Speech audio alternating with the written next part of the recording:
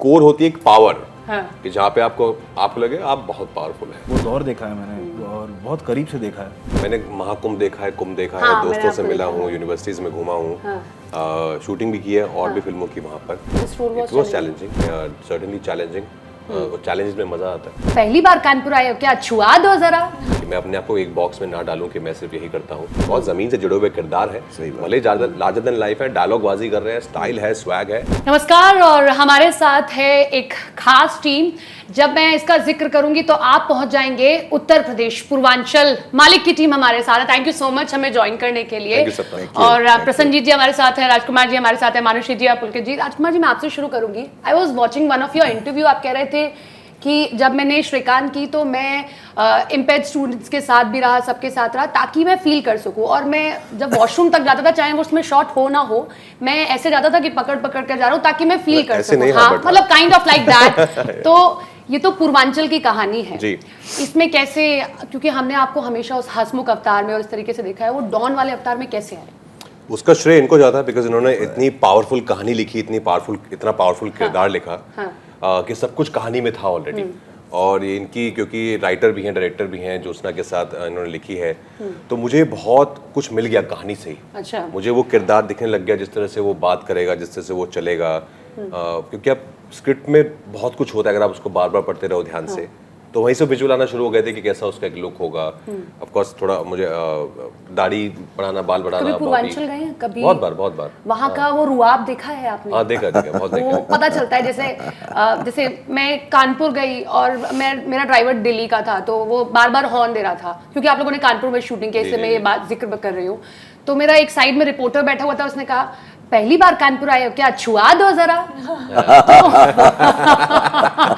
तो यूपी का एक्सेंट चाहने के लिए आपको यूपी में घूमना पड़ेगा। तो कभी पूर्वांचल इलाहाबाद गए हैं? वो फील किया है? बिल्कुल, बहुत गए हैं। हाँ, बहुत सारी ऐसी हस्तियों से मिले हैं। आई थिंक ये है एक जो ये एक थोड़ा लार्जर देन लाइफ होते हैं वहाँ पे लोग, सब नहीं पर कुछ है थोड़ा लार्जर देन लाइफ है। हाँ, तो वो यूपी हरियाणा में भी है, वो एक कल्चर में थोड़ा, तो हरियाणा की हम पैदाइश भी हैं, तो ये दुनिया देखी है, ऐसे गैंगस्टर नहीं देखे हैं। अच्छा। पर ये जो एक कोर होती है, एक पावर कि जहाँ पे आपको लगे आप बहुत पावरफुल है, हो चाहे ना हो, लेकिन आपको है, आप बहुत पावरफुल है। तो ये ऐसे लोग देखे हैं यहाँ दुनिया में। मानुषी जी, आपके लिए ये कैरेक्टर निभाना कैसा था और इस मूवी से जुड़ना? क्योंकि जितना पावरफुल पूर्वांचल में डॉन होता है ना, उतनी पावरफुल उसकी बीवी भी होती है। ऐसा होता है। मतलब मैंने कई लोगों को वहां, जिन्होंने चुनाव तक लड़े, उनका जब कवर किया, उनके हम क्षेत्र में जाते थे, तो जितनी जिम्मेदारी वहां का वो व्यक्ति निभा रहा होता था, उसकी उतनी जिम्मेदारी उसकी पत्नी भी निभा रही होती थी। तो आपके लिए डॉन की बीवी बनी, आप उस पूरे कैरेक्टर में आना कितना हो रहता था? मालिक की बीवी है। वेल, उसके अपने चैलेंजेस है, अपना आउटलुक है। तो मेरे लिए डिफरेंट कैरेक्टर था, तो उस कैरेक्टर को समझना, उसकी बैक स्टोरी को समझना, आई थिंक क्योंकि हमारे डायरेक्टर ने कहानी लिखी भी है, तो इनके साथ मैंने काफ़ी टाइम स्पेंड किया। हमने साथ ही में वो कैरेक्टर बनाया। और उसके बाद जो छोटी मोटी चीज़ें होती है, एक्सटर्नल चीज़ें, जैसे उसका जो डायलेक्ट है, बोलने का ढंग है, मैनरिज्म्स हैं, उन सब पे थोड़ा ध्यान देना। तो आई थिंक वो कुछ करके, मतलब वो कैरेक्टर हमने किसी तरह से बनाया है। वो टोन का टच कैसे आया कानपुर और प्रयागराज का? वो टोन का टच लाना थोड़ा सा मुश्किल हो जाता है। नॉट रियली, क्योंकि मैं दिल्ली में बड़ी हुई हूँ, तो हिंदी मेरे लिए कोई एलियन भाषा तो नहीं है। बट और सुना भी है वो।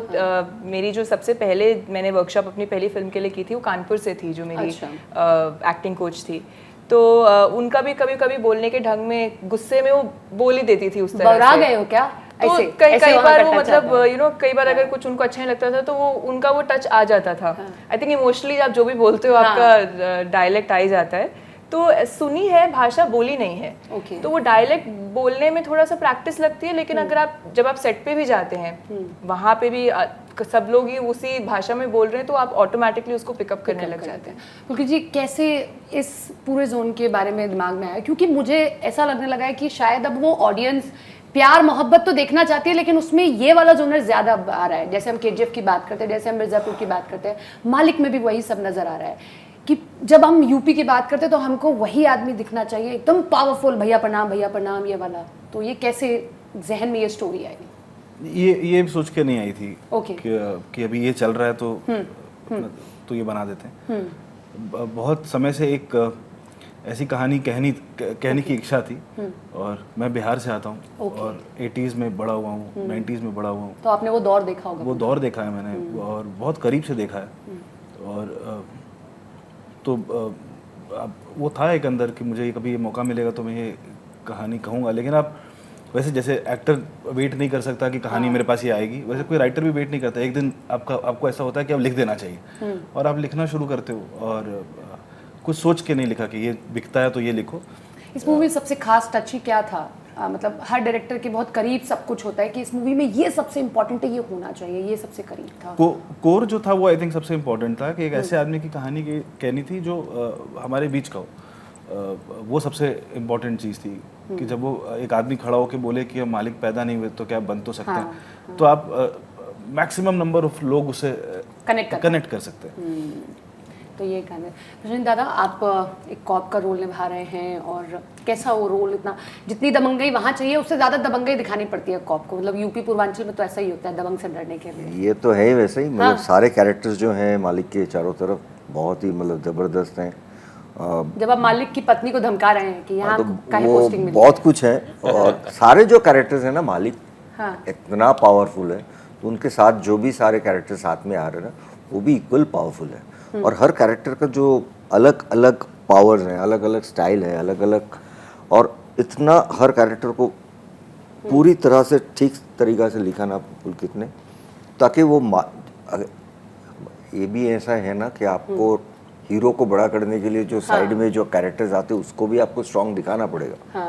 तो मुझे लगता है कि वो हर कैरेक्टर, और बहुत रियल कैरेक्टर्स हैं, अनरियल नहीं character. All the characters in the film is very real. So बिल्कुल ये होना भी। मैं आपसे एक सवाल और करती हूँ फिर आगे बढ़ती हूँ। बंगाल से आप आते हैं और हिंदी को लेकर बड़ा आजकल एक विवाद चल रहा है, हम महाराष्ट्र में खासतौर पे देखते हैं। You balance equally every language, Marathi, Bengali, Hindi, every language? Her language का अलग अलग वो है ना, तो मतलब कोशिश तो करते हैं। हाँ, कर लो, कोई काम नहीं मतलब किसी पे विवाद नहीं होना चाहिए किसी लैंग्वेज पे कभी भी कि आप एक ही बोलिए, ऐसा नहीं होना चाहिए। आप प्रयागराज गए थे, प्रयागराज की एक कहानी बताई जा रही, कैसा लगा आपको प्रयागराज? प्रयागराज में इसके पहले भी बहुत बार गया हूँ। मस्ती देखी है आपने प्रयागराज की? प्रयागराज की मैंने महाकुंभ देखा है, कुंभ देखा है, दोस्तों से मिला हूँ, यूनिवर्सिटीज़ में घूमा हूँ, शूटिंग भी की है और भी फिल्मों की वहाँ पर। मुझे बेहद पसंद है, मुझे प्रयागराज भी, लखनऊ भी, मुझे दोनों शहर बेहद पसंद है बिकॉज तो शूटिंग फ्रेंडली है। लौंग लत्ता खाया प्रयागराज का? लौंग लत्ता मैंने खाया। लौंग लत्ता खाया, कैसा लगा? टेस्टी, बहुत टेस्टी है। मानुषी, आपने खाया लौंग लत्ता? नहीं, अभी नहीं। पुलकित ने मुझे नहीं मेरे साथ शेयर नहीं किया। जब भी बहुत मीठा होता है, बहुत गजब मीठा होता है। नहीं, एक बार टेस्ट करना चाहिए लौंग लत्ता। प्रयागराज मतलब लौंग लत्ता होता है। एक सवाल और राजकुमार जी आपसे कि एक जैसे जब रामायण की बात होती है, पुरानी वाली रामायण देखते हैं, उसमें जिन्होंने राम का रोल निभाया, उन्होंने एक इंटरव्यू में ये कहा था कि मैंने राम का रोल जब से निभाया उसके बाद लोगों ने मुझे दूसरे रोल में एक्सेप्ट नहीं किया। हमने आपको हमेशा हंसमुख रोल में देखा है, श्रीकांत में एक डिफरेंट रोल हमने आपका देखा, अब आप एकदम दबंग स्टाइल में आए हैं, एकदम डिफरेंट स्टाइल में हैं। यू थिंक कि ऑडियंस उतना कनेक्ट करेगी या उस तरीके से वो है? ऑडियंस तो चाहती है एक्चुअली कि एज एन एक्टर उनसे उनकी अपेक्षाएं हैं मुझसे कि मैं कुछ नया करूं, कि मैं कुछ अपने आप को चैलेंज करूं और सेम चीज़ ना करता रहूं। और वो भी अपेक्षाएं मेरी भी हैं अपने आप से कि मैं अपने आप को एक बॉक्स में ना डालूं कि मैं सिर्फ यही करता हूं। और वो पहली फिल्म से यही कोशिश रही है कि it was challenging, certainly challenging. Challenges में मजा आता है। और वो मैंने जो सवाल मानुषी जी से पूछा, वो टच कैसे लाया, टोन कैसे की? वो स्क्रिप्ट में था, आई थिंक वो कहानी में था ऑलरेडी। एंड जैसे मानुषी ने कहा पहले भी, क्योंकि हिंदी से बहुत ज़्यादा रूबरू है हम लोग, ऐसा कोई अलग लैंग्वेज नहीं है हमारे लिए, पैदाइश हिंदी में, ये फर्स्ट मदर टंग है हमारी। तो आसान था वो उसको पकड़ना। फिर पुलकित भी अच्छे से जानते थे उस एक्सेंट को। पुलकित जी, कानपुर में दिक्कत हुई थोड़ी शूटिंग वूटिंग करने में? नहीं, ऐसा क्या होता है कि कानपुर के लोगों को आप जितना मर्जी समझा लीजिए, उनको अगर आसपास खड़े होना तो खड़ा ना, क्या भैया हमारी जगह भी है। हाँ, तो फ्रेम चेंज कर लेते थे। अच्छा। और रायबरेली में? नहीं, कोई दिक्कत नहीं, मतलब लोग उस तरीके के थे। लखनऊ, कानपुर, उन्नाव के आसपास बहुत सारे छोटे छोटे गाँव में हम लोगों ने शूट किया। लोगों ने बहुत साथ दिया है, पुलिस ने, लखनऊ पुलिस ने, यूपी पुलिस ने। Exploring UP was good. Yeah exploring UP was good. Manushi, आपके लिए कितना चैलेंजिंग था ये रोल पूरा? It was challenging or not? Of course it's challenging. I think हर एक कैरेक्टर अपने एक अलग तरह का चैलेंज लेके आता है। सिमिलरली ये रोल भी चैलेंजिंग था क्योंकि डिफरेंट था जो मैंने जो काम किया है उससे काफ़ी, और बहुत रियल कैरेक्टर है, बहुत रूटेड है, तो to be in touch with that and not to ज़्यादा फिल्मी ना होना भी, मतलब you know it's an effort. ऊपर से मुझे सबसे बड़ा मतलब मुझे पुलकित ने बहुत डरा दिया था कास्ट के बारे में शूट पे जाने से पहले, क्योंकि वो मुझे कहते थे कि ये एक्टर ये हैं कैरेक्टर कर रहे हैं, वो एक्टर वो कैरेक्टर कर रहे हैं। तो मुझे शुरू में तो मैं काफ़ी नर्वस थी कि इतने सीनियर एक्टर्स हैं, इतने अच्छे परफॉर्मर्स हैं, तो मैं चाहूँगी कि यू नो स्क्रीन पे मैं भी मतलब you know I am also able to play it as well. तो आई वॉज नर्वस पहले दिन, but then it was all fine. Pulkit ji, आप बिहार से आते हैं, आपको लगता है कानून व्यवस्था थोड़ी सी बेहतर हो गई है? आपने क्योंकि कहा कि मैंने 70s का दौर, मैंने 80s का दौर देखा है, वो वक्त था जब एक वक्त कहा जाता था जंगल राज और इस तरीके की बातें कही जाती थी, सेफ नहीं आप, तो अब आपको लगता है कि उतना सेफ है? हाँ हाँ बिल्कुल 100% सेफ। अभी भी जो केसेस आते हैं, लेकिन अब वो तो केस तो जहाँ पर भी कोई स्मृति आप अपनी बताना चाहें बिहार से? सारी है, बहुत बहुत बहुत सारी है। मैं बड़ा हुआ हूँ, स्कूलिंग मेरी बिहार में हुई थी, इनिशियल स्कूलिंग। मेरा गांव अभी भी वहाँ है, मेरे फैमिली वाले लोग वहाँ रहते हैं। तो दाल भात चोखा भी फेवरेट है? हाँ हाँ, वो तो अब मम्मी बॉम्बे रहती है मेरे साथ, तो घर पे कंफर्ट फूड वही है। बिल्कुल, दाल भात चोखा तो आपका भी कंफर्ट फूड होगा। बंगाल में भी दाल भात चोखा, आपका? मैंने भी खाया था दाल भात चोखा वही होता है, लेकिन आप लोगों को डाइट के लिए भी मेंटेन करना पड़ता होगा, एक पोर्शन ही लेना है कि इतना ही लेना है दाल भात चोखा का? नहीं, ऐसा कुछ नहीं है। वो किस तरह से बनी हुई है, वो किस, तो ऐसा कुछ नहीं है कि पोर्शन कंट्रोल बहुत फूडी है करना पड़ता है। ये झूठ है सच है? देखकर नहीं लगता है कि यहाँ तो हवा भी खाओ तो पतले हो जाते हो, मोटे हो जाते हो कि भाई बहुत बोर है। नहीं, hello, I live a very balanced life, it's not just metabolism, मेरा भी एफर्ट है। लेकिन ये बात ठीक है। आपको इस तरीके का जोनर, इस तरीके की चीज़ें कैसी लगी कि मालिक एक टच देगी, एक ऑडियंस से कनेक्ट करेगी? 100% मालिक will touch the audience, and मुझे लगता है कि ये फिल्म अच्छी फिल्म बनी है, अच्छी फिल्म बनी है, इट्स अ गुड फिल्म।